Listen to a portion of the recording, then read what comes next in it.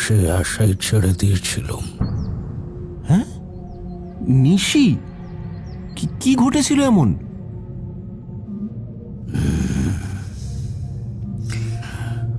বেশ কিছু বছর আগের কথা।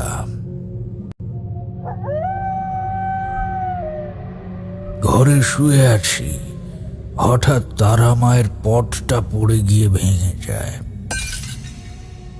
কোথাও ঝড় নেই, কোনো হাওয়া নেই, অথচ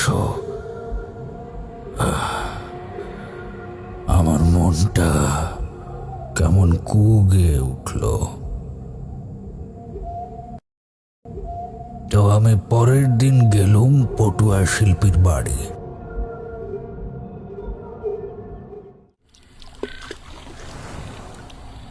ইস, আজ ঘুমোতে গিয়ে এত দেরি হয়ে গেল।